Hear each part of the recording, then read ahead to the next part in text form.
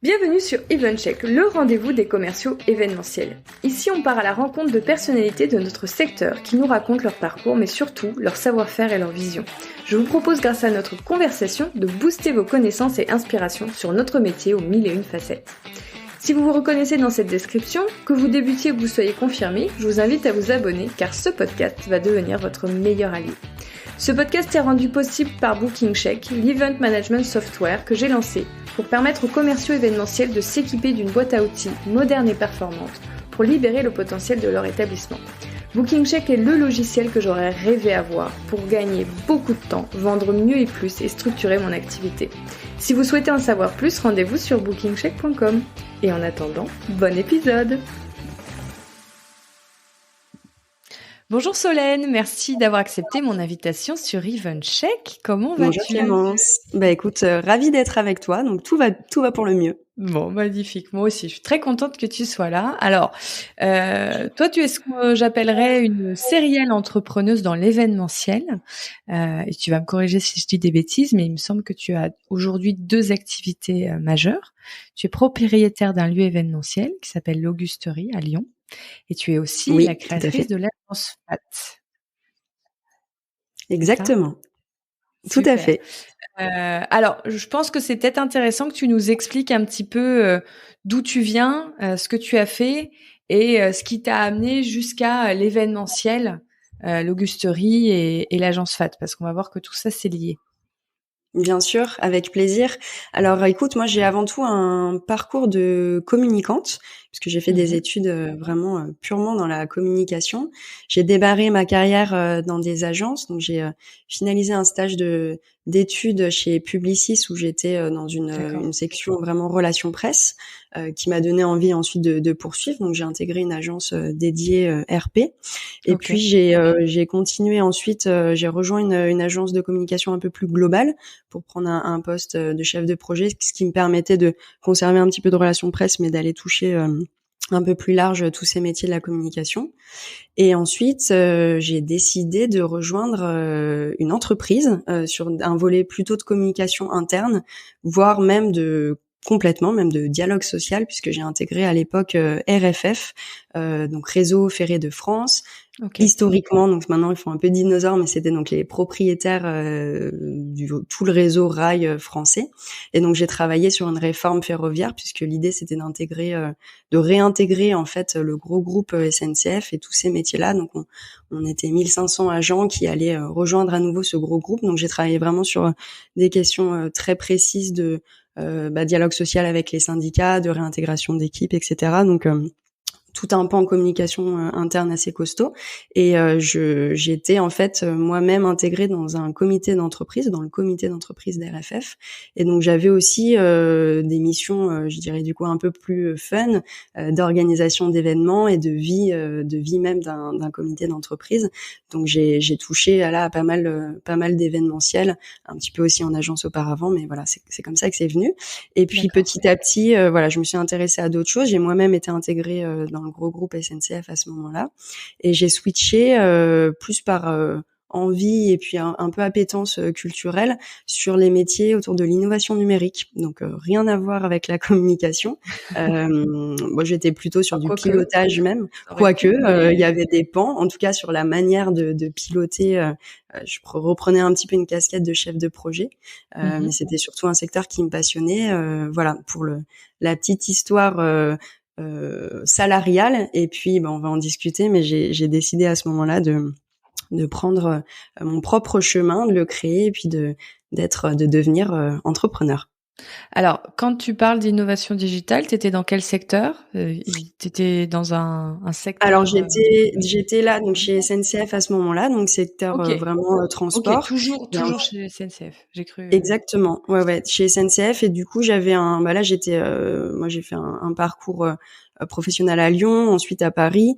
Et à ce moment-là, quand j'ai pris ce poste de responsable digital, je portais en fait tous les projets autour de l'innovation numérique chez SNCF, mais sur un bassin territorial, pas au national évidemment, sur le bassin territorial Rhône-Alpes. Et c'est comme ça que je suis retournée à Lyon, et voilà que j'ai commencé après cette carrière plutôt entrepreneuriale à Lyon. D'accord. Et donc, du coup, quand tu arrêtes pour devenir entrepreneuse, tu sais exactement ce que tu veux faire? T'as une idée en tête? Alors je sais que je veux ouvrir un lieu. Ça, OK. c'était vraiment Un mon envie. lieu, de vie ou tu savais que tu voulais aller vers un lieu plutôt événementiel? Alors un lieu événementiel, OK. C'était mais quand même j'associe relativement clair. ouais, c'était clair. En revanche, ce qui était un peu moins clair, c'est que je savais pas où est-ce que j'allais l'ouvrir, c'est-à-dire plutôt dans un OK. environnement rural ou plutôt urbain. À cette époque-là, moi, j'avais plutôt envie de grands espaces puisque j'étais à Paris quand j'ai commencé à nourrir la Mmh. réflexion. Donc, j'avais plutôt l'idée d'un lieu dans une région sympa, mais du coup des grands espaces verts avec des formats de séminaires très poussé, mais sur de l'immersion pendant plusieurs jours, etc. Donc j'ai Mmh. travaillé d'abord sur de cette façon-là. J'ai sillonné un petit peu la France, ce que je fais de toute manière à titre personnel, puisque je suis une grande amoureuse de ce pays et des beaux petits villages qu'on a. Donc j'ai pas mal sillonné la France, j'ai visité beaucoup de choses. Et je me suis aperçue que c'était peut-être un peu trop prématuré. Il y avait déjà une belle offre, en tout cas sur des grands domaines qui accueillaient aussi, qui faisaient de l'hébergement. Donc c'était à ce Mmh. moment-là aussi une idée que j'avais, mais pas du tout du métier. Donc voilà, je me suis aperçue que les étapes étaient finalement longues, enfin qu'il fallait que moi-même que je passe par plusieurs étapes intermédiaires avant de viser ça. Et à ce moment-là, donc j'arrivais à Lyon pour prendre ce fameux poste. Chez SNCF, et donc j'ai continué à regarder un petit peu ce qui se faisait, mais du coup plutôt en ville. Et puis D'accord. j'ai fini par on va en discuter très certainement ensuite, mais j'ai fini par trouver le lieu et le projet idéal, et finalement c'était pas du tout ce qui avait été pressenti au Oui, démarrage. tout ce brainstorming, Exactement. qu'est-ce qu'on va faire? Enfin, où est-ce qu'on va ouvrir? Donc quand est-ce que ça démarre pour vous, le projet, Augusterie? Je dis «vous» puisque, dans cette aventure, vous êtes 2. Nous sommes 2, tout à fait. Eh bien, écoute, ça démarre officiellement en 2018, déjà avec la signature, enfin l'achat de la maison, et ensuite on a mené une grosse phase de travaux, gros œuvre, puisque les plateaux étaient vraiment bruts, donc il fallait bien se projeter. Et donc là, on a démarré les travaux tout en y vivant, ce qui était un peu complexe, en même temps ce qui nous a permis d'avoir une vraie, de tenir au courant au fur et à mesure nos potentiels futurs clients, puisqu'on a à ce moment-là pris le parti pris de lancer tout de suite le lieu en ligne, et de rendre compte vraiment de l'évolution de la maison, des travaux, ce qui nous a permis vraiment de fédérer une première petite communauté. Et moi, ça me tenait à cœur, puisque je voulais vraiment dans le lieu, après, en termes de valeur, transmettre la transparence, proximité, convivialité. Et donc on a vraiment fait ça de manière spontanée, et finalement ça rentrait pleinement dans la stratégie. Et donc après un an, donc fin 2018, on a commencé à ouvrir nos portes pour nos premiers clients. La petite histoire, c'est que tout n'était pas terminé, donc on a des clients qui sont venus.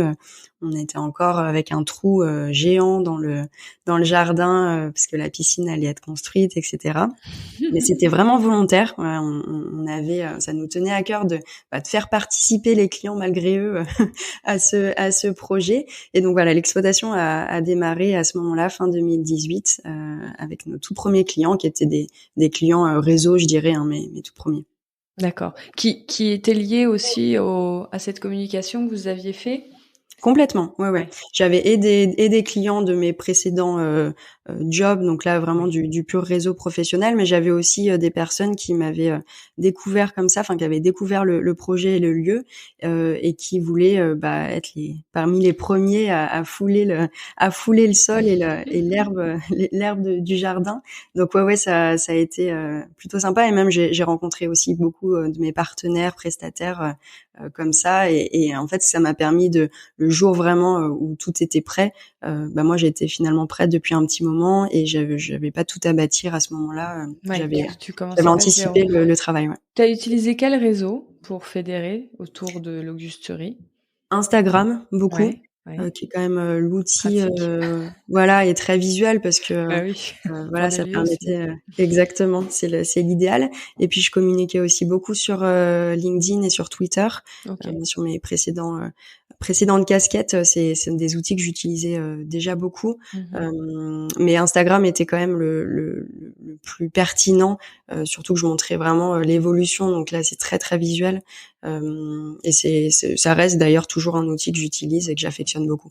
Ouais, je trouve que, Instagram a cet avantage de pouvoir vraiment créer une vitrine, de son lieu, ce qui peut être dur avec d'autres réseaux, parce qu'on va pas avoir un fil avec autant de photos et de visuels, donc je trouve que pour, ce type d'activité, c'est quand même intéressant, de s'y pencher.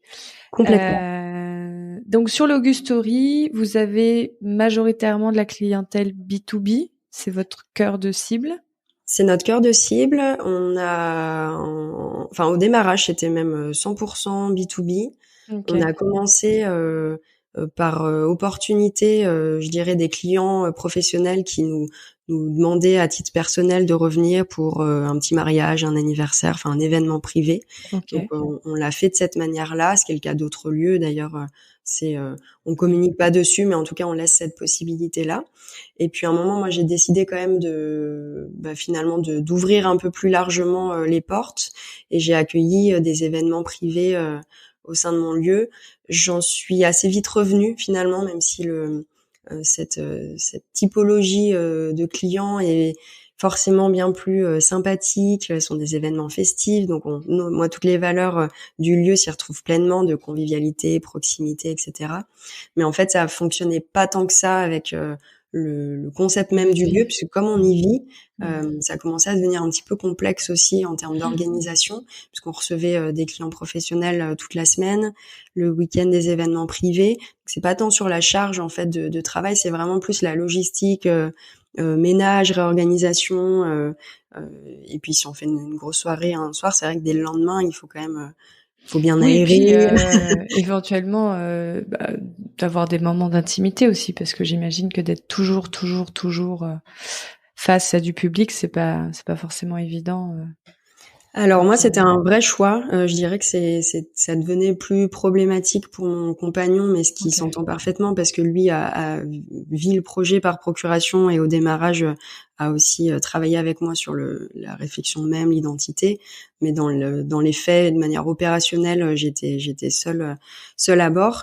Et moi, je l'ai vraiment pensé comme ça. En fait, le concept même du lieu, c'était de lisser la frontière perso pro. Mmh. Moi, dans mon cadre déjà sur mes précédentes expériences, je tendais à ça, mais comme c'était pas ma propre boîte et mon propre parcours, c'était un petit peu compliqué, voilà. Mais en tout cas, je me suis jamais mis ces limites-là. Moi, au contraire, je trouve que c'est source d'épanouissement de pas scinder, de tout concilier. Je trouve que c'est même un privilège et un luxe.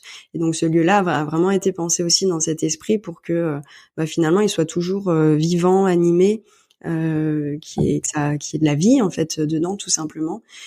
Sauf que dans les faits, effectivement, les contraintes logistiques étant là, et je n'étais pas seule à y vivre. Voilà, on a commencé un petit peu à limiter, et surtout à se dire que finalement c'était un lieu qui fonctionnait très bien pour des petits groupes de travail qui pouvaient enchaîner évidemment sur un temps plus convivial, festif en soirée, mais moins sur des projets vraiment de grosses fiestas privées.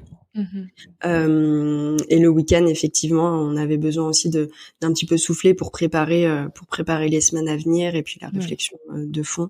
Voilà, mais bon, je pense que ça, c'est de toute manière, peu importe son secteur d'activité, dès qu'on choisit d'être à son compte et de faire vivre une boîte, tout est mélangé, et c'est ce qui nous fait vibrer aussi, hein. Oui, oui, bien sûr. Enfin, moi, je peux témoigner aussi de Bah oui, ça, même toi la si, première. tout est en ligne. Donc moi, il y a rien dans ma maison, C'est vrai. physiquement, mais malgré tout, oui, la frontière est Bah, même sur tes la fron expériences passées, toi, je pense que tu l'as vu quand tu es vraiment passionné, et que tu mmh, voilà, engagé et bien dans ton entreprise, ça déborde vite, et en fait, tout à fait. c'est Mais OK mais que ça pareil, dérape. moi, ça me convient aussi. Là-dessus, je suis comme toi, c'est-à-dire que c'est un ADN très fort chez nous, cette convivialité qu'on a avec nos clients qui nous connaissent bien. On est un couple entrepreneur comme vous sur l'Augusterie. Ils savent qu'on est des parents. Ils sont souvent parents aussi. Nos clients sont souvent des entrepreneurs aussi. Donc finalement, on devient des amis professionnels plus que des partenaires. Ça va un peu plus loin, quoi. Et oui. Mais parce que c'est un souhait de notre part aussi de, comme tu disais, de lisser un peu cette frontière et de dire oui, on travaille ensemble, mais on peut peut-être le faire de façon un peu fun. Complètement. Complètement. Donc ça, c'est pour l'Augusterie. Et petit à petit, tu vas doubler avec un autre chemin. Et ça, c'est l'agence FAT. Complètement. Alors, ouais. Qui arrive. Non, j'allais juste dire du coup, juste pour qu'on se situe. Donc 2018, tu commences à exploiter l'Augusterie, qui a toujours ses portes ouvertes aujourd'hui, qui est toujours en train de tourner. C'est bien ça, hein? C'est bien ça. Je limite un peu plus les événements, mais ça tourne tout toujours. Faire. Il faut choisir. C'est ça. Et donc, en parallèle, tu ouvres l'agence FAT. Et ça, c'est à peu près quand? Quand est-ce que tu commences à faire tes premières prestations via l'agence? La formalisation même de l'agence, c'est vraiment récent parce que ça date là du début d'année 2022. Mais c'est quand tu dis la formalisation, c'est vraiment le côté officiel, les statuts et le site internet. Ok. Exactement. Et même le modèle, le fait que ça en devienne une vraie agence avec une offre de service complète. En revanche, effectivement, moi, l'idée n'est pas arrivée comme ça. J'avais donc ce lieu-là que j'ai toujours, l'Augusterie, et petit à petit, par le biais de réseaux et opportunités, j'ai eu l'occasion d'accompagner des gérants de lieux événementiels sur l'exploitation de leurs lieux.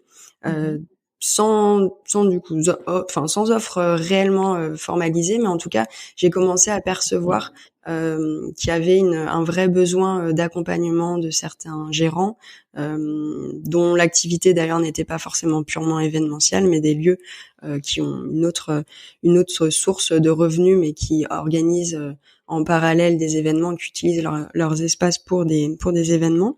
Okay. Et donc j'ai eu l'occasion de travailler avec quelques propriétaires et j'ai vu l'opportunité en effet, alors opportunité marché et opportunité pour moi intellectuellement d'aller travailler et de capitaliser moi sur l'expérience, la petite expérience, parce que ça remonte qu'à 2018 sur l'ouverture de mon lieu, mais en tout cas de capitaliser sur ça et de proposer à mon tour d'aider ces personnes-là qui étaient j'étais dans la même situation en fait avant la création de mon projet, pour les accompagner sur différents volets selon leurs besoins. Voilà, et donc ça a démarré, je dirais les premiers clients comme ça en 2020, sans que rien ne soit formalisé. Naturellement, on est venu vers toi, quoi. Oui, complètement. Et je suis venue peut-être aussi un peu vers eux. Mais ça arrive beaucoup. Moi, je le vois énormément. On a des clients qui sont sursollicités par des personnes qui soit ont un peu de difficultés ou se sentent faibles sur certaines choses ou sur des projets d'ouverture. Donc, ça m'étonne pas. Bah oui, toi, tu dois le voir aussi parce que finalement, on a la même typologie de clients, on s'adresse aux mêmes personnes. Et tu me le partageais en effet aussi dans d'autres discussions qu'on a eues préalablement, que c'était un besoin aussi que tu avais identifié et que toi tu assouvissé de manière complètement naturelle et spontanée parce que ça fait partie de ta manière de fonctionner. Mais en effet, nous on a un vrai avec Booking Check, on va avoir des vrais temps de réflexion parce que c'est le moment lors de l'installation d'un outil où on réfléchit un petit peu à ses process, sa stratégie, pourquoi on fait les choses d'une certaine façon et pas d'une autre. Donc nous, on impose malgré nous un temps de réflexion que souvent les lieux prennent pas parce qu'ils ont la tête dans le guidon. Donc il y a plein de discussions qui déroulent de là, mais même au-delà de ça, j'observe parce que du coup, moi j'ai la chance d'être comme le surveillant de la piscine. Je vous vois tous un peu, vous baignez, sautez, etc. Mais j'observe beaucoup de choses par ce rôle et c'est vrai que je vois beaucoup de lieux se solliciter entre eux pour avoir les conseils de ceux qui ont l'air justement de avoir bien réussi la mise en route et ensuite la durée, le projet dans la durée, quoi. Le lieu est un succès et donc je vois des Tu le constates aussi, et oui, je le constate. Je constate aussi parce que nous, on a des clients comme ça. C'est-à-dire que il y a des gens qui vont solliciter d'autres clients à nous et qui vont leur dire alors pour ça vous faites comment et pour ça vous faites comment et pour ça vous faites comment et puis à un moment il y a toujours la discussion mais alors comment vous gérez vous toute la gestion des demandes etc. Et c'est là où on arrive sur la table mais ils se sollicitent entre eux donc je trouve ça drôle. Enfin il y a une vraie tendance de fond donc oui je pense qu'il y a un vrai besoin d'avoir un repère, une structure qui permette au lieu d'être accompagné, d'être soutenu dans des moments. Ouais. Alors du coup, on va pas mal parler de ça parce que, enfin de FAT, parce que je pense que ça permet de bien centraliser tes savoir-faire. On va bien comprendre tout ce que tu proposes et tout ce qui fait enfin tout ce qui te passionne quoi, tout ce qui te compose professionnellement. Donc est-ce que tu peux nous expliquer un petit peu ce que tu proposes, comment est structurée ton offre chez FAT si demain on t'appelle pour te dire qu'est-ce qu'on fait? Bien sûr. Alors l'essence même, je pense que ça, vous l'avez déjà compris, mais c'est vraiment, je viens aider en fait les gestionnaires de lieux à exploiter et valoriser leur espace événementiel. Et donc ces verbes-là n'ont pas été choisis par hasard, parce que dans l'exploitation même, on entend tout ce qui va être commercialisation des espaces, et je vais revenir, et les notions de production d'événements, ça c'est l'exploitation pure. Et la valorisation, moi, qui me tenait à cœur aussi, puisque c'était mes anciens métiers, comme vous l'avez compris, de communicante, c'est que je pars du principe, qui est assez évident, mais c'est bien de le dire, qu'on ne peut pas exploiter correctement un lieu s'il n'est pas mis en lumière, mis en valeur. Et pour ce faire, il faut tout un pan de communication pour accompagner les lieux à mieux commercialiser. Pour commercialiser, il faut des bons outils et des beaux outils surtout. Il faut une belle communication en ligne, il faut savoir stratégiquement ce qui est important. Et donc cette partie-là qui semble plus anecdotique dans l'offre de service, en fait, pour moi, est très importante, puisque ça ne va pas, on peut pas bien valoriser un lieu, en effet, sans une belle palette attractive. Voilà. Donc ça, c'est important, et je vais décliner un petit peu tous les services. Ouais. Mais auparavant, je vais peut-être situer déjà pour à qui s'adresse l'agence. Ça faisait partie des questions, donc vas-y. Ouais, super. À qui s'adresse l'agence, parce que finalement, en effet, je parle de gérants de lieux, donc qui sont tous évidemment des entrepreneurs, pas forcément tous propriétaires, mais en tout cas qui exploitent et qui gèrent les lieux. Et ça peut être en fait tout type d'établissement qui ont vocation à accueillir des événements professionnels ou privés. Là, pour le coup, c'est assez large.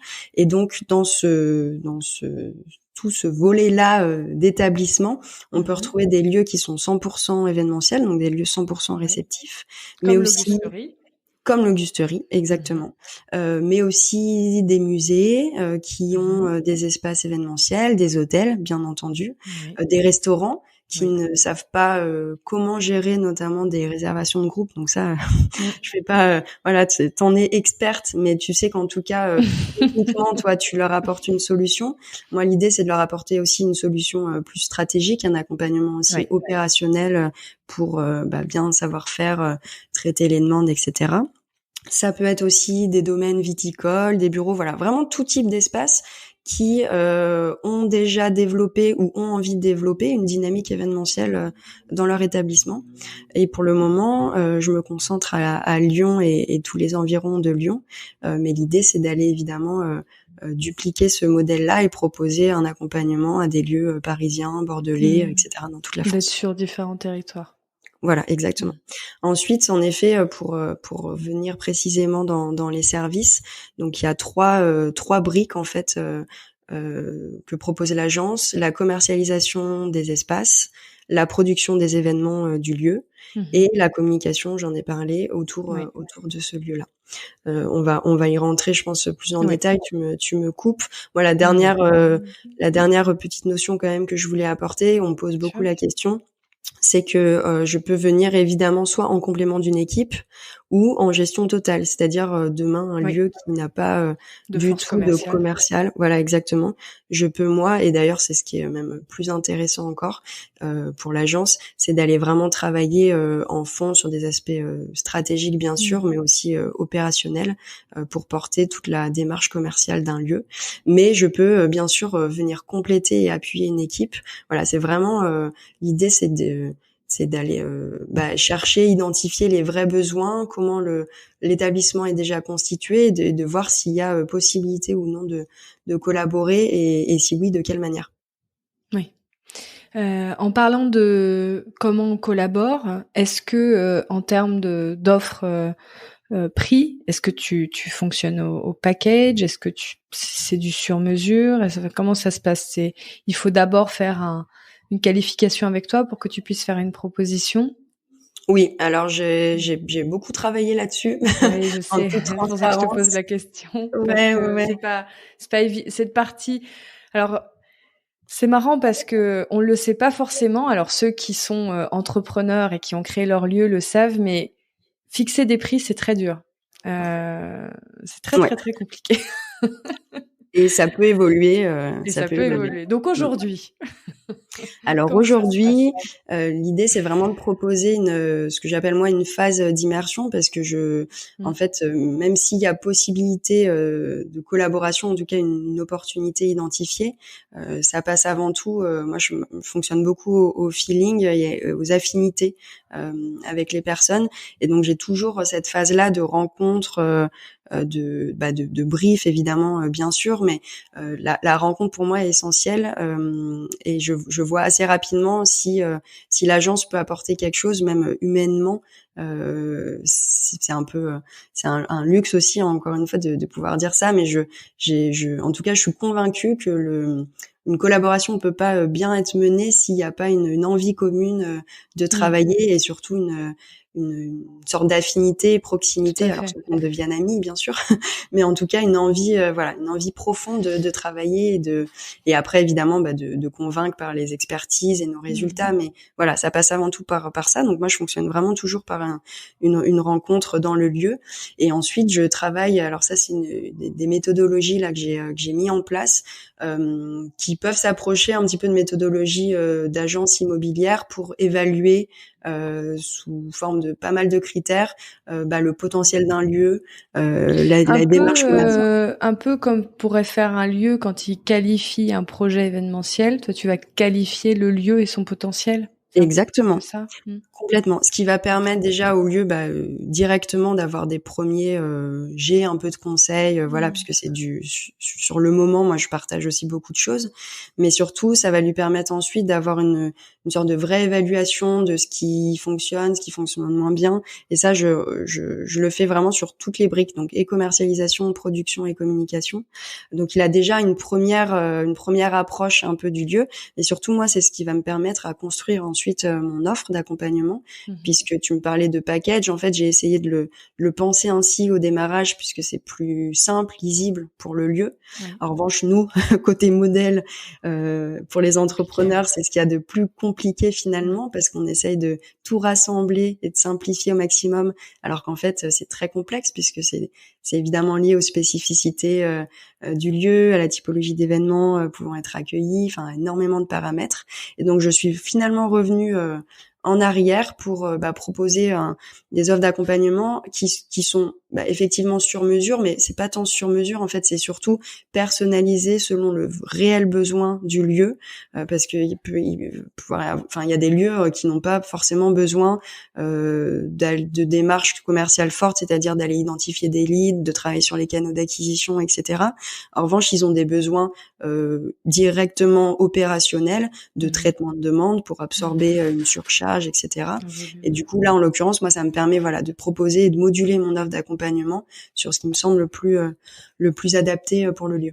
Et peut-être aussi en fonction du budget, sur une ouverture, quelqu'un qui va te dire, bah moi j'ai tant à allouer. Quel est selon toi, Solène, l'indispensable si on Complètement. travaille ensemble. Donc Complètement. oui. Et je fais aussi des journées, je dirais one shot d'accompagnement pour des lieux qui ont ce projet d'ouverture. Je peux même intervenir, c'est assez rare, mais là j'interviens la semaine prochaine là auprès d'une femme qui n'a même pas encore de lieu, mais qui souhaite à terme ouvrir un lieu.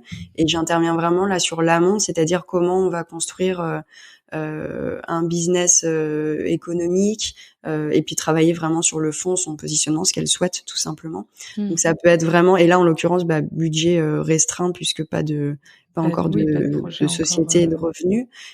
Et c'est ce qui m'intéresse aussi, et c'est ce que je souhaitais avec cette agence, c'est de pouvoir vraiment intervenir sur toute la phase de construction, de réflexion d'un lieu, même un lieu qui tourne très bien, une marque qui gère plusieurs lieux, de pouvoir à un moment quand même intervenir et par exemple gérer uniquement la production d'événements sur une période de 4 mois parce que la saisonnalité de nos métiers est telle que on sait qu'on a des surcharges sur certaines périodes. Donc voilà, c'est à la fois très large et en même temps très précis puisque chaque lieu a des problématiques différentes. Et l'idée, c'est que l'accompagnement soit aussi évolutif, qu'on puisse commencer avec certaines briques et petit à petit en activer d'autres selon ce qui est travaillé, ce qui a été identifié. Voilà, et petit à petit co-construire avec le lieu son succès tout simplement. Oui, bien sûr. C'est très intéressant. Je réfléchis avec toi. Ah oui. Je réfléchis dans quel sens je vais te poser les questions. C'est parce que je suis Bien sûr. comme Solène et moi, on est très à l'aise. On est tous les deux de grandes bavardes. On le fait très naturel. Donc vous l'avez nature peinture cet épisode, chers auditeurs. Exactement. Quel est selon toi, quand tu observes un petit peu les lieux, que tu fais tes immersions, que même tu vois un peu le marché, les gros points faibles de notre secteur? Où est-ce que tu te dis, ah là vraiment j'aimerais bien pouvoir accompagner tout le monde parce que c'est trop dommage? Alors, je dirais même en amont, et d'ailleurs c'est ce qui a été aussi source de déclenchement de cette agence FAT, c'est finalement période Covid. On s'est aperçu que on a tous fermé évidemment, mais on s'est aperçu qu'il y avait une vraie méconnaissance en fait de ces métiers très spécifiques de gestionnaire de lieux. Moi, j'en étais moi-même une avec l'Augusterie, donc j'avais déjà identifié en fait cette vraie méconnaissance, absence de représentativité, de légitimité aussi auprès des acteurs économiques des territoires. Et en fait, ce qui m'a aussi beaucoup aidé à identifier ça, c'est qu'à cette époque-là, une structure s'est créée, une association a vu le jour, portée par des acteurs parisiens et portée à Lyon brillamment par Céline Atlan-Paravi, que tu as déjà interviewée sur ce podcast-là, qui a vraiment porté, elle, très fortement cette antenne-là à Lyon. Alors, je vais juste nommer le nom de sa marque parce que souvent, quand on dit Céline de ma pièce, oui, à Lyon, voilà, les gens savent de qui on parle. Donc voilà, on parle de cette Céline-là. On parle de la Céline qui a créé ma pièce, Céline qui de a ma ouvert pièce. l'antenne de. Alors l'association, on peut la nommer. Oui, c'est la clé. Exactement, la collective des lieux événementiels, pour vraiment être très précise.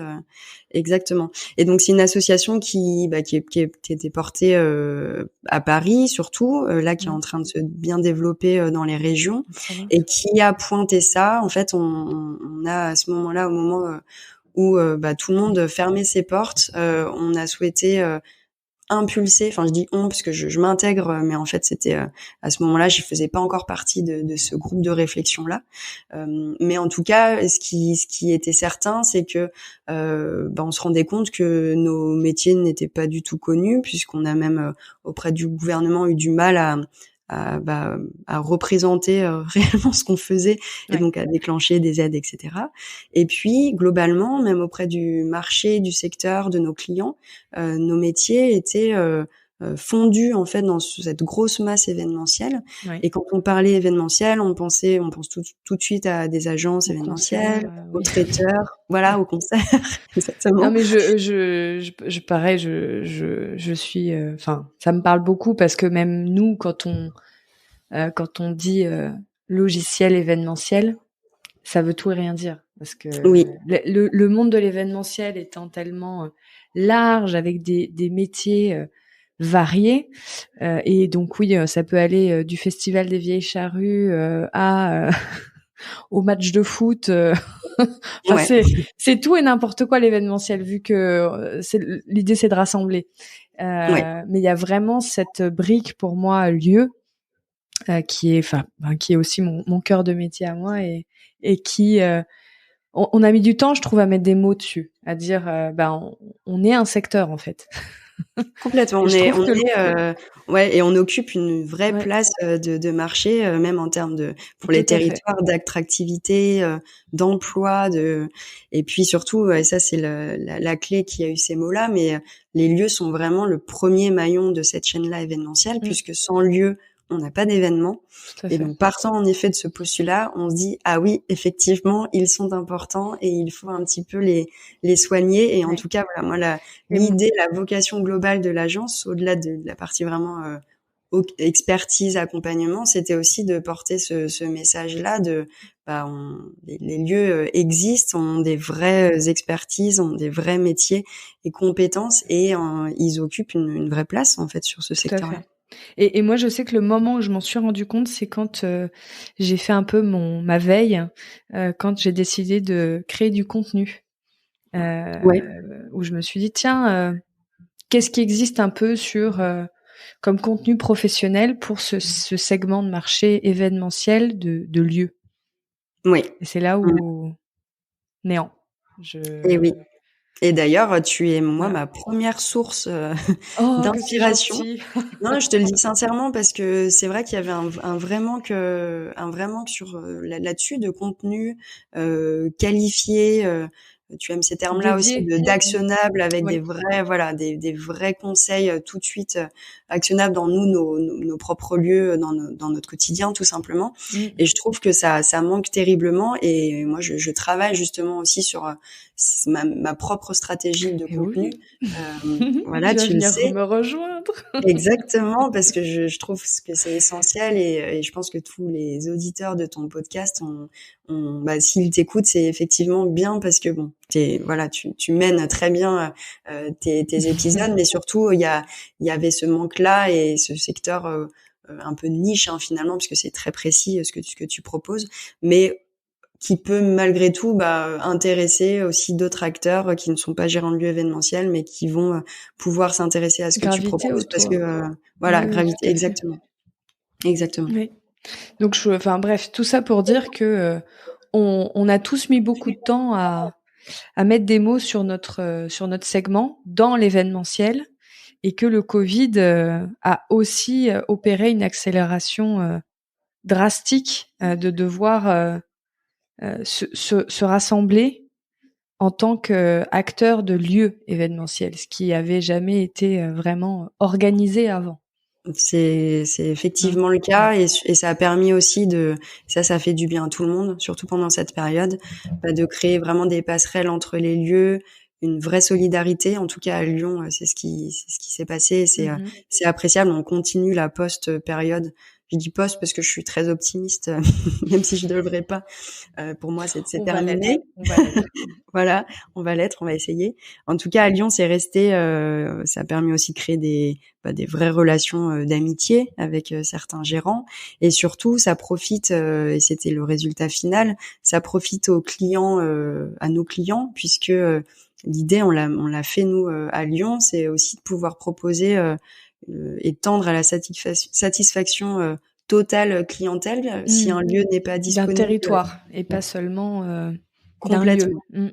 D'un territoire, et si un lieu aujourd'hui ne peut pas accueillir pour X raisons une entreprise, et nous on a créé tout un système pour proposer à ce client des lieux qui font partie de la clé, qui sont pertinents parce que capable de recevoir tant de personnes, la capacité. On qualifie nous-mêmes ces demandes-là. On le fait très simplement sur Excel pour l'instant. Je te l'avais partagé, mais il y a matière à peut-être travailler avec toi et tu le sais là-dessus. Et on s'échange en fait des leads, hein, tout simplement, et on qualifie. Et finalement, on s'aperçoit que l'entreprise, elle est complètement ébahie par cette solidarité, puisqu'on reste tous concurrents, et elle retient ça. Et je trouve que ça insuffle aussi une atmosphère vraiment chaleureux, solidaire, top en fait pour le territoire. Tout à fait. Alors moi, ça, j'y crois beaucoup parce que je l'ai vécu en tant qu'ancienne commerciale événementielle, où on me disait souvent « Ah là là, mais toi, t'arrives bien à fidéliser tes clients. » Et je disais « Bah oui, mais en fait, moi, je leur mens pas. Donc si je peux pas faire quelque chose ou si c'est pas adapté, en fait, je les envoie ailleurs et je les aide à chercher et je contacte les lieux. Et j'en connais évidemment certains parce que j'ai des anciens collègues voilà. Et le client, je sais qu'il est bien pris en charge. Et vous devenez quoi la prochaine fois qu'il fait un autre événement, qui c'est qui va appeler? Oui. Parce qu'en fait, on est devenu un relais de confiance.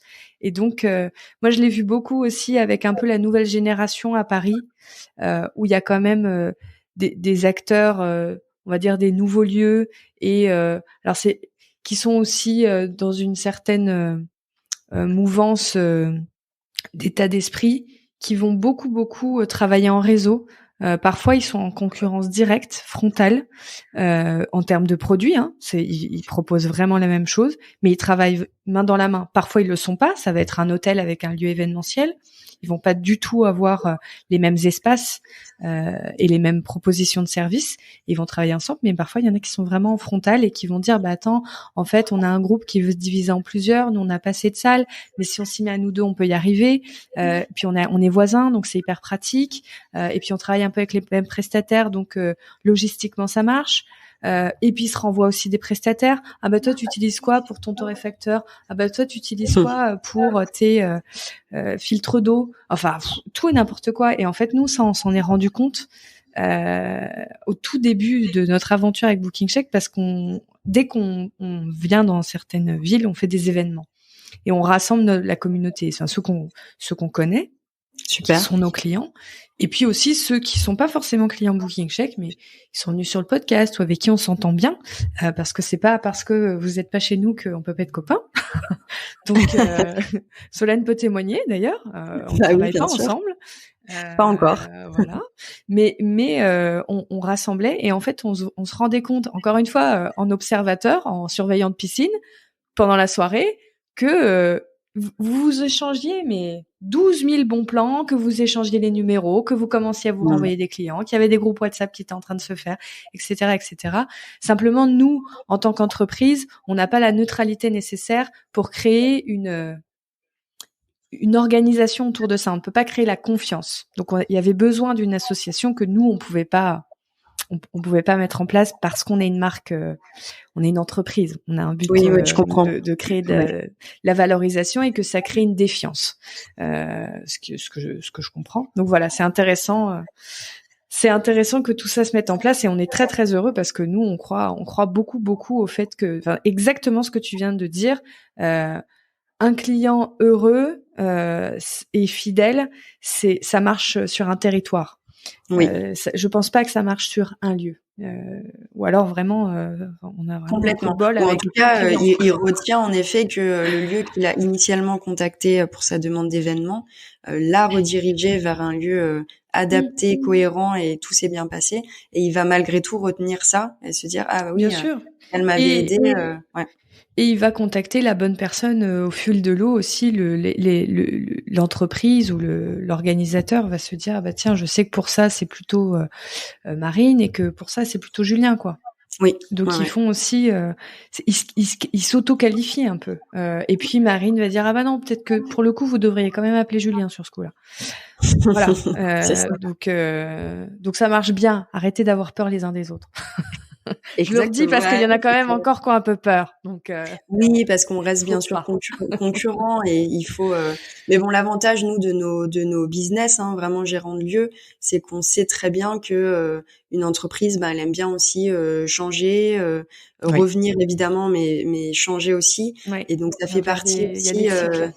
Voilà, et c'est normal d'avoir aussi cette dynamique là un peu tournante et on a en fait du coup ça correspond bien parce qu'on est tous concurrents mais on a tellement des spécificités différentes en termes de caractéristiques. Oui, rien que par la personnalité aussi parce qu'à chaque fois on parle pas assez de ça, je trouve, surtout dans notre secteur.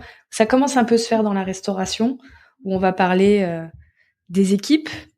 Mais chaque lieu va avoir un peu son ADN en termes de relation client, quoi. Rien que ça. C'est quelque chose qui sera unique dans chaque lieu. Vous pourrez pas vous copier. Donc, je suis d'accord. Après, il y a le lieu et je travaille justement sur ça, hein, sur la communication. Plutôt le volet communication. Oui. En fait, pour moi, et tu me parlais un peu des défauts, en tout cas des besoins immédiats des lieux parce qu'ils ont des lacunes précises, des freins. Donc je vais t'en faire part. Mais en tout cas sur les atouts, et moi j'essaye vraiment de travailler sur ces notions-là parce que je trouve que c'est fondamental. C'est que il y a évidemment le lieu qui a une identité parce que il a en plus une histoire, plein de choses à raconter, le lieu même. Mais il y a aussi le gérant qui est derrière avec l'équipe bien sûr. Enfin en tout cas la notion vraiment humaine derrière un lieu. Et pour moi je trouve que c'est vraiment ça qui fait tout. En tout cas, moi, j'ai bâti vraiment le projet de l'Augusterie comme ça. Je voulais incarner. Alors, c'est pas du tout une question d'absence de modestie aucunement. Au contraire, c'était vraiment parce que j'ai organisé aussi des événements dans le cadre de mes anciens postes pour mes équipes, etc. Et j'étais moi-même amenée à chercher des lieux. Et en fait, je m'apercevais que j'allais vers des lieux parce que je m'entendais bien avec la personne que j'avais en ligne, que j'aimais bien le parcours, etc. Et je fonctionnais comme ça. Et je trouve que le sujet vraiment d'incarnation est primordial. Alors évidemment à doser parce qu'un gérant par exemple de restaurant, peut-être qu'il a pas besoin de se mettre en avant, ça va peut-être être plutôt le chef ou que sais-je, mais je trouve que l'incarnation vraiment par l'humain et pas uniquement par le lieu est hyper importante et c'est souvent ça en fait qui va finalement faire partir une entreprise vers tel lieu et pas un autre parce qu'il y a cette attache là, cette affinité avec la personne qui a été créée. Tout à fait. Du coup, on a un peu dérivé, mais on parlait des points faibles. On parlait des points faibles, oui. Alors on reprend. On peut dire un peu qu'il y avait ce manque qui est en train ça évolue, mais il y avait un peu ce manque de connexion entre les lieux, qui est une grande force. On parlait un petit peu aussi de l'incarnation du lieu. C'est vrai que parfois ça peut être un peu déshumanisé, et c'est dommage parce que c'est un sacré atout auprès du client. Est-ce qu'il y a d'autres choses que tu as pu observer? Alors il y a pas mal d'autres choses bien sûr. Moi je dirais qu'il y a ce que j'ai surtout pointé, c'est si je compare, parce que j'aime bien comparer à ce secteur-là hôtelier, je trouve que dans les hôtels, il y a vraiment une notion très poussée d'expertise, de rôle vraiment précis. En fait, il y a énormément de métiers, il y a plein de postes. Tu vois, j'ai écouté tous tes épisodes. En fait, je découvre énormément de postes. Moi, c'est un monde qui m'a toujours passionnée. Alors, j'y suis jamais encore allée, peut-être un jour, mais je trouve qu'il y a vraiment une espèce de c'est très, alors sans que ça soit hiérarchisé, mais il y a une énorme diversité des métiers et du coup une expertise, il y a beaucoup de formations. En fait, on va plutôt vers un métier où on évolue et c'est très normé, alors que dans nos métiers vraiment côté événementiel, purement un lieu 100% réceptif, je trouve que c'est un peu moins le cas. Alors c'est chouette aussi parce que du coup tout le monde peut faire un peu touche à tout. Moi j'adore cette agilité.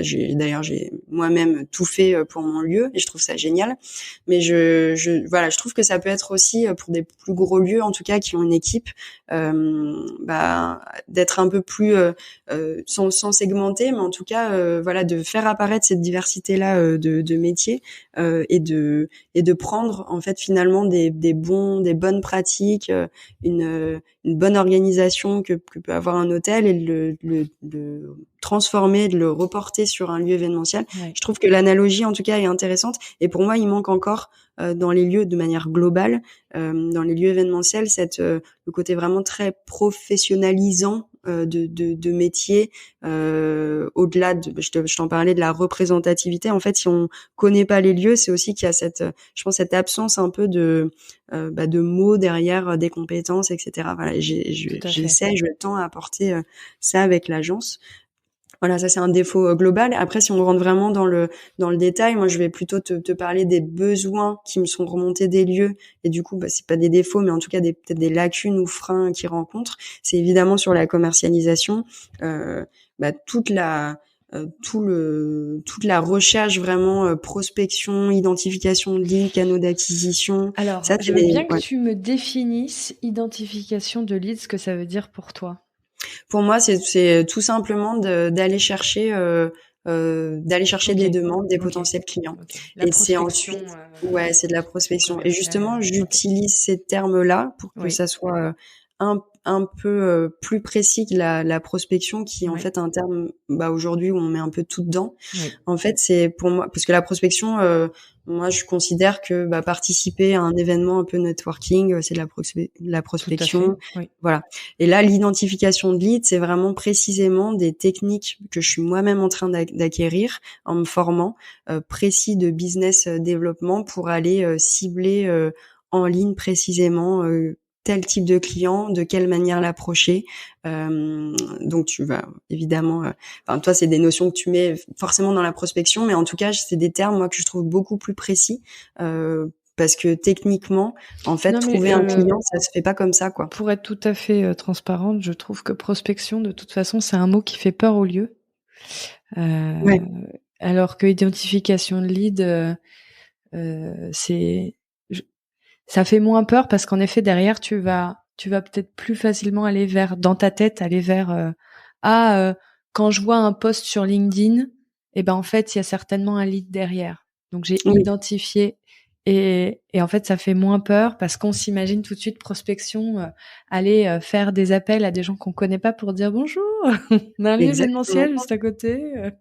Exactement. Ce qui est très désagréable pour tout le monde. Donc, vous inquiétez pas. Non, là, c'est vraiment professionnaliser aussi ce grand mot prospection. Et derrière, en fait, il y a énormément de choses qu'on peut y mettre. Tout à fait. Moi, j'ai une manière de fonctionner. Et surtout, il y a des nouveaux métiers qui émergent dans la sphère numérique, qui sont spécifiquement sur cette dimension-là de comment identifier, cibler, bien adresser, et sont des secteurs, des métiers en tout cas, qui sont souvent, on les retrouve beaucoup dans le e-commerce, sur des secteurs vraiment grand public, etc. Moi, j'ai vraiment envie de reprendre ces méthodes-là et de les basculer dans notre secteur, et de désacraliser justement un peu cette thématique prospection, parce que tu dis en effet que ça fait un peu peur comme ça, et que le client n'a pas envie, mais ça fait aussi surtout peur aux équipes. Oui. C'est bien de ça dont je parle. Ouais, évidemment, tu dis à quelqu'un qui travaille avec toi, tu vas faire de la prospection, moi il va me dire bof, je sais pas trop comment faire, alors que là c'est vraiment très précis, voilà. Et c'est finalement le nerf de la guerre, bien sûr. Donc moi je suis beaucoup sollicitée là-dessus. On me demande d'ailleurs souvent si je fonctionne au résultat. Ça c'est un vrai sujet. Donc c'est pas le cas, on y reviendra peut-être après. C'est pas le cas. Vas-y, on peut en parler maintenant. Je pense aussi, si je peux me permettre, que on a cette notion-là sur notre secteur, du fait du boom des apporteurs d'affaires qui a eu lieu il y a un peu moins de 10 ans. Les apporteurs d'affaires en ligne qui travaillent majoritairement à la commission et plus à l'abonnement.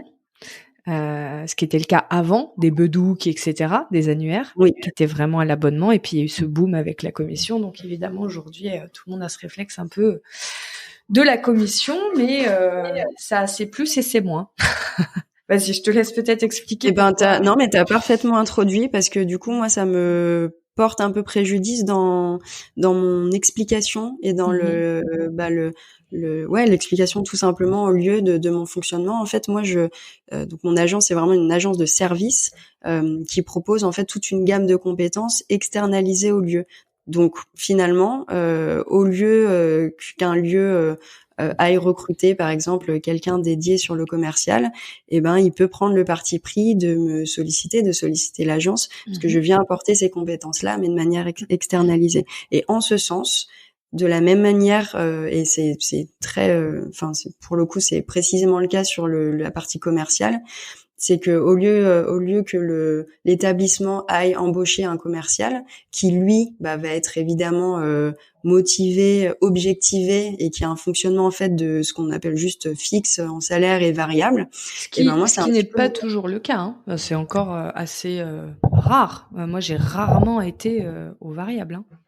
Ah oui, t'as jamais eu de variable dans ton métier même? Ah ouais. Rarement. Donc peu importe en fait ce que tu signais, apportais, t'avais en effet une rémunération fixe. Ah ouais, c'est intéressant. Moi, je viens de la restauration, de l'hôtellerie. Très très rare qu'on ait du variable. On va avoir des primes, mais c'est pour tous les employés de l'hôtel. Oui, ok. Donc, c'est encore mieux. Ton exemple illustre encore mieux moi ma logique. C'est que justement, comme je suis un peu embarquée dans cette grosse sphère mélangée d'apporteurs d'affaires, de plateformes, etc., même d'agences événementielles qui vont organiser un événement, mais qui négocient un deal d'apporteur d'affaires avec le lieu. Moi, mon explication, c'est vraiment de la même manière qu'un commercial que vous aurez directement internalisé. Moi, mon fonctionnement, c'est en effet un forfait fixe, moi, que je prends de gestion en fait quotidienne, de ce travail-là vraiment stratégique d'identification de lead, ou même juste le fait de traiter des demandes si elles aboutissent pas pour X raisons. En fait, moi, je peux pas être responsable parce qu'il y a tellement de paramètres d'un lieu.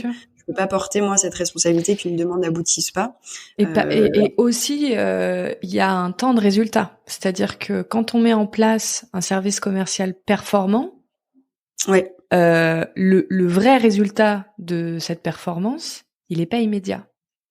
Complètement. Donc tout le travail de fond, on va dire tout le travail un peu de déblayer. On parlait de travaux tout à l'heure. Quand on loue une benne pour vider un lieu. Et puis ensuite, on fait les gros travaux. Tout ça, c'est pas visible de la part du client. Donc, et pourtant, il y a des petites mains qui sont là. Donc, d'où le fixe. Exactement, invisible. D'où le fixe, alors qui en fait fait aussi un petit peu peur. En fait, moi, l'idée, l'argumentaire vraiment, c'est plutôt de, du coup, il y a ce fameux variable ou commission, intéressement. En fait, moi, je prends un petit intéressement. Par exemple, au lieu d'avoir un variable de 30%, ce qui pourrait être le cas basiquement, et de gérer aussi des notions stratégie, traitement de demande, peu importe ça signe ou pas. Moi, je prends un tout petit variable. En revanche, il est un petit peu réimpacté dans le forfait fixe, mais en fait, finalement, pour le lieu, c'est $1. Si tu veux, moi, c'est mon modèle interne. J'ai réfléchi ainsi, mais pour le lieu, qu'il est finalement, lui, va regarder en fait ce que, in fine, ça va faire au bout de la collaboration. Si par exemple, on s'engage sur 6 mois, moi, je vais réfléchir à un potentiel par rapport à plein de critères, ce que j'ai évoqué tout à l'heure sur la méthodologie, je vais pouvoir évaluer vraiment ce potentiel-là, qui va moi dans mes petits papiers me faire ressortir un volume potentiel d'événements pouvant être organisés. Et en fonction de ça, moi, et ça c'est pour mon propre, pour que mon équipe puisse aussi fonctionner, que l'agence puisse évoluer. Moi, ça va me permettre de mettre en œuvre des moyens d'embaucher éventuellement parce que il y a un travail fort d'identification, de travailler sur les canaux, etc. Mais en contrepartie, je sais que tout ce que je vais mettre en place, va être porteur de succès pour le lieu, parce que ça va permettre au lieu de recevoir plus d'événements et d'avoir beaucoup plus un chiffre d'affaires, augmenter une meilleure rentabilité. Et lui, en fait, dans les faits, au bout de la collaboration, il s'y retrouve. Et surtout, ce que je lui partage avant tout, souvent il me dit comment tu peux me garantir de remplir mon lieu, et que je sois satisfait de la collaboration, et qu'en fait j'ai un retour direct sur l'investissement que je fais en te sollicitant. En fait, pour moi, c'est tout simplement la performance et la satisfaction qu'il va avoir. Il va regarder finalement ses chiffres à la fin, et puis il va se rendre compte que c'est la Ça se voit assez collaboration était vite, parfaite. Et puis moi, c'est une manière aussi parce que l'idée c'est d'avoir des collaborations long terme. Bien Donc sûr. j'ai pas du tout. Moi, je fonctionne. Du coup, je prends ce risque-là performance parce que en fait, si je suis pas performante, je vais pas re-signer avec le lieu. Il va se désengager et donc voilà, ça va me. Donc j'ai ce risque-là pris. Mais de la même manière de la commerciale qui est recrutée par un lieu. On lui demande d'être bon, d'être performant. Il a des objectifs fixés qu'il essaye de réaliser, mais c'est tellement lié à un ensemble de paramètres. On l'a vu avec le Covid, enfin plein de choses, des éléments de communication dont je te partageais, l'expérience client. C'est pour ça que je travaille aussi sur ça, parce qu'après une fois que le client est dans le lieu, je ne maîtrise pas tout, voilà. Et si ça se passe pas bien, moi le client que je pensais re-signer pour un autre événement, il va peut-être pas revenir, voilà. Donc comme il y a énormément de paramètres, voilà. Donc moi je m'engage pas sur des résultats, en revanche je m'engage sur une performance. Enfin, pas que. Et un vrai accompagnement, pas que. Mais d'ailleurs, si on doit faire un parallèle pour aider les lieux à comprendre, quand une entreprise paye une formation, la formation ne prend pas de variable sur le potentiel résultat de la formation après coup. Complètement. C'est exactement pareil. Ou un site internet, on investit, on sait que ça va nous apporter, mais c'est pas mesurable directement. Ouais. Donc oui, bien sûr que vous faites un investissement, mais entre ne pas avoir de site internet ou en avoir un très moche et en avoir un beau, bien pensé, avec une expérience agréable, au bout d'un moment, si on regarde les chiffres de transformation du trafic sur votre site, ça va se voir très très facilement. Donc c'est exactement le même principe. Exactement. Donc je voulais revenir sur un point. Donc on a parlé un peu de cet accompagnement commercial et ce que tu faisais en déroulant justement un peu comment tu avais construit tout ça. Tu parlais d'identification de leads. Je me disais que c'était intimement lié aussi à la stratégie de communication que tu pouvais mettre en place parce que tout ça finalement c'est un cercle vertueux. Complètement. Oui. Et d'ailleurs, on me pose souvent la question de parce que en fait, moi l'idée c'était de pas tomber, c'était la difficulté aussi que j'avais sur le positionnement, de pas tomber dans un catalogue de lieux et en plus de créer des potentiels conflits, un peu de concurrence entre les lieux que je gère. Donc là, c'est absolument pas ça. En revanche, je travaille du coup moi avec les outils existants du lieu, c'est-à-dire je viens s'ils ont un site internet ou s'ils en ont pas, j'aide à créer, mais s'ils en ont un, je viens moi travailler sur ces canaux-là déjà existants et l'optimisation en termes de visibilité. Je travaille sur des notions de référencement, bien sûr, tout ce qui va aider en fait le lieu à être valorisé, à ressortir dans des requêtes, à être référencé sur des plateformes diverses, etc. Et ça fait vraiment partie du grand champ communication, mais qui vient complètement nourrir, et t'as raison, et tu vois, c'est chouette parce que moi je l'ai pensé comme ça, et du coup c'est bien que tu me le partages et que tu l'as aussi interprété de cette manière-là. C'est que si on n'a pas une vraie logique aussi de communication, que ça soit en ligne, mais même sur des outils print ou des opérations de relations presse par exemple, et si on n'a pas mené ce travail-là, la démarche commerciale va être très très complexe à mettre en place. Et donc moi, l'accompagnement aussi que je propose, souvent j'ai des lieux qui viennent me solliciter sur juste un petit qui coche une case du volet commercialisation par exemple, et en fait ils s'aperçoivent vite que ça fonctionne pas juste avec ce petit truc, et si on change pas en fait d'autres éléments, et finalement on va pas pouvoir être performant sur lui son besoin immédiat, et il faut forcément impulser une démarche un peu plus globale, etc. Et ça c'est vraiment mon rôle de conseil expert vraiment sur ces champs-là que j'essaye de vendre au lieu. Et pour l'instant c'est un petit peu compliqué parce que c'est pas il y a des lieux eux-mêmes qui perçoivent finalement pas l'intérêt de travailler sur tous ces champs-là en fait. Et encore une fois, c'est la partie immergée de l'iceberg. C'est compliqué. Moi et là pour le coup, je vais faire je vais me confesser. Moi quand j'étais commerciale événementielle, quand on me parlait communication, c'est le trou noir quoi. Je comprenais pas, ça se mesure pas facilement comparé à du commercial hein. Donc j'étais là vraiment je vois pas, quand on me disait communication, je voyais les affiches sur les stations de bus et les pubs à la télé, quoi. Je Oui, voyais pas trop c'est un grand mot. Ouais. ce qu'il y avait derrière tout ça.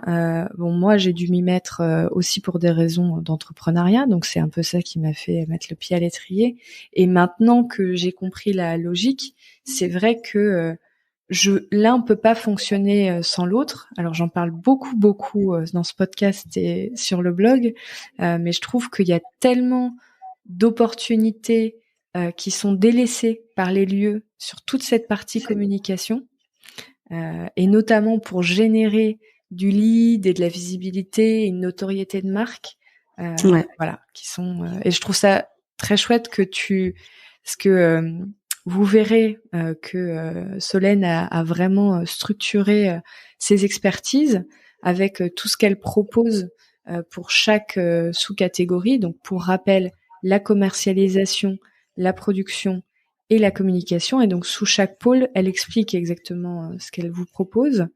Et sur la communication, rien que le descriptif des différentes tâches proposées va vous donner du relief sur qu'est-ce qu'une communication adaptée à un lieu événementiel, qui est, et j'espère que tu vas me soutenir Solène, indispensable. Je te soutiens. Ouais. On vous demande pas d'être des experts, c'est pour ça qu'il y a des choses qui se mettent en place comme l'agence FAT. Vous pouvez pas être expert en tout, c'est normal, on a tous nos métiers, on parlait de savoir-faire dans l'hôtellerie tout à l'heure. Eh bien, vous avez votre savoir-faire, mais faites appel à des gens qui soit vont vous éclairer et vous aider à taper sur les relais de communication les plus évidents pour vous. Et puis déjà, commencez par là, parce qu'on commence pas partout en même temps, ça sert à rien. Soit carrément le prendre en charge pour vous. Voilà, mais si vous voulez un lieu fort et qui a du succès, vous devez prendre ça en compte dans votre matrice de stratégie. Oui, et ce qui est important pour justement pas faire peur au lieu, si je peux compléter ce que tu partageais,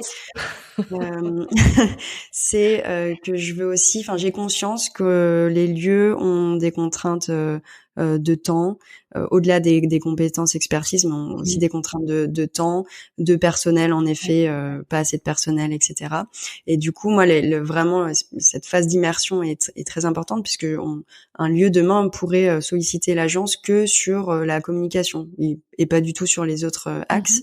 Et du coup, j'ai aussi développé une méthode pour vraiment évaluer et mesurer cette espèce de capital visibilité, la stratégie déjà mise en place, etc. Et je travaille ensuite surtout avec la réalité des gérants, c'est-à-dire le temps qu'ils pourraient accorder à ça. Est-ce qu'ils ont une personne dédiée de l'équipe qui est compétente pour le faire? Si elle l'est pas, je peux l'accompagner, la former, etc. Et vraiment de travailler avec la réalité terrain du lieu, au-delà des ambitions, ce qu'ils visent, c'est concrètement dans le quotidien. Qu'est-ce que tu es capable de faire? Et si tu n'en es pas capable, est-ce que moi je peux le faire pour toi et produire pour toi ou pas? Et voilà, travailler vraiment, c'est pour ça que je parle de pas tant de sur-mesure, c'est vraiment de la personnalisation parce que je viens travailler vraiment avec tout simplement la réalité terrain qui nous occupe énormément et je vais pas packager des énormes accompagnement sur je vais te refaire tout ton logo, tout si en face toi tu n'as même pas le temps en fait de regarder ce qui est proposé et voilà. Donc c'est hyper important que je le partage parce que c'est vrai que ça peut faire peur un peu ce grand mot communication, mais en fait il y a énormément de briques dedans et de petits trucs sur lesquels on peut intervenir directement. Et c'est pas forcément complexe une communication, ça peut être simplement commencer par mettre en place une newsletter. Et déjà vous commencez à communiquer. Ça peut être se mettre un objectif d'un post LinkedIn par mois. Exactement. Je suis très alors, un mois par mois, c'est pas beaucoup, mais voilà, c'est pas forcément comment dire, un tourbillon infernal, mais faites-vous accompagner parce que vous avez pas le temps de vous dépatouiller de tout ça tout seul parce qu'il y a beaucoup d'apprentissage. Ça quand même, faut être clair dessus.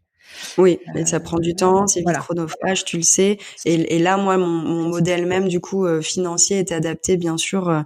Je propose pas du tout le même accompagnement si c'est pour juste gérer, animer des réseaux sociaux ou pour retravailler toute la stratégie globale du lieu. Voilà, donc j'adapte aussi cet accompagnement et modèle financier par rapport aux contraintes du lieu, temps et puis aux enveloppes budgétaires aussi pouvant être allouées En plus, donc vraiment, décrochez votre téléphone. Décrochez, exactement. Arrêtez de tergiverser. Venez donc, vous serez bien reçus. Au pire, vous passerez un bon moment. Voilà, ce qui est déjà pas mal. C'est ce que je dis toujours. Venez par curiosité. Au pire, on passera un bon moment de papotage. Donc Exactement. Et puis moi, comme toi, hein, je pense que je suis convaincue qu'une connexion à un moment, même si elle aboutit pas, c'est-à-dire il n'y a pas une officialisation de collaboration par la suite, ça enclenche finalement plein de choses, si ce n'est déjà dans l'immédiat de passer un bon moment. Mais moi, j'ai déjà raccroché comme ça avec des partenaires clients qui n'étaient pas venus dans mon lieu, ou voilà, que j'avais juste croisé dans une soirée networking ou autre, qui à un moment donné retiennent que ça s'est bien passé, et voilà. Donc je considère que toute communication et connexion est bonne à prendre. Je suis complètement d'accord avec toi. Est-ce que pour clôturer un peu cet épisode, il y a des choses qui t'inspirent, toi, est-ce qu'il y a vraiment des choses que tu suis, ça peut être des médias, ça peut être d'autres marques, ça peut être des personnes dans notre secteur, comme je sais que voilà, tu as cette casquette de communicante, donc souvent vous avez des bons réflexes.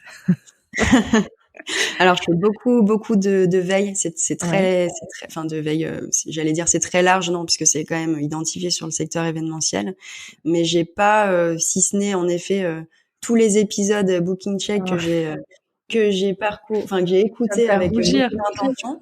Non, mais pensez pas chers auditeurs, que ça a été préparé ainsi. Non, c'est vrai, je considère que tu as fait un énorme travail, et moi-même je m'en inspire pour l'agence. Mais je fais de la veille vraiment quotidienne, sans me donner une discipline particulière. C'est selon le temps que j'ai, le moment opportun, etc. Via les réseaux sociaux, Ouais, beaucoup sur LinkedIn. Ouais. Instagram aussi, évidemment. Là, c'est plus de l'inspiration vraiment beau visuel, etc. Quoique là, je suis quand même en train de me rendre compte que pour moi, c'est aussi c'est une cible directement business, puisqu'il y a des prospects qui sont aussi là. Mais en tout cas, oui, je m'inspire en ligne. Je m'inspire de mes proches beaucoup. C'est bête à dire, mais moi, j'ai vraiment je suis très attachée à mes amis, à mon réseau direct, et en fait, ils m'inspirent finalement quotidiennement pour construire ce que je fais. Je fais beaucoup de rando aussi. Moi, j'ai un chien, donc très active, un chien qui demande beaucoup d'énergie, donc je m'inspire aussi comme ça. Voilà, j'ai plein de petits moments d'inspiration sans que ça soit très formalisé. Et surtout, bon, j'en ai parlé, j'en reparle de Céline de Ma Pièce. On va l'appeler comme ça tout le temps. C'est son nom de famille, Ma Pièce. C'est devenu son nom de famille. C'est son blaze. C'est son blaze, exactement. Parce que je trouve qu'elle est très performante dans son métier, bien sûr. C'est devenu aussi une amie, et je m'en inspire beaucoup en modèle et d'entrepreneur, mais aussi de conception de notre secteur, de tendance. Elle me nourrit aussi, et on échange beaucoup sur ce vaste secteur événementiel. Voilà, mais je pourrais pas te citer là un livre ou un média en particulier. C'est vraiment très vaste, et je pense d'ailleurs que c'est bien aussi d'avoir des sources d'inspiration un petit peu illimitées, infinies, et pas trop fermées, parce que ça permet de se nourrir un peu plus. Magnifique. Merci beaucoup, Solène, d'être venue ce matin derrière ton micro. Merci à toi de m'avoir permis de m'exprimer. C'était un chouette moment. Si on veut te joindre, si on veut te suivre, tu nous conseilles quoi? Eh bien, sur tous les réseaux sociaux, je suis joignable. Donc Solène Legros sur LinkedIn, sur les comptes Insta, j'ai mon propre compte Solène Legros, mais via l'agence FAT, vous pouvez me trouver et me contacter sans problème. Et j'ai mon adresse mail aussi qui est Solène, donc c'est E2NE. Je m'écris de manière un peu plus originale, SOLE2NE, @agence-fat.com. Voilà, mais super. Vous pouvez me contacter. On le mettra juste en allant sur le site, j'ai tous les accès contacts. On le mettra dans le descriptif de l'épisode pour ceux qui veulent copier-coller. Vous aurez plus qu'à cliquer. À très bientôt, Solène, pour la suite de tes aventures. Merci, à bientôt, Clémence. Salut.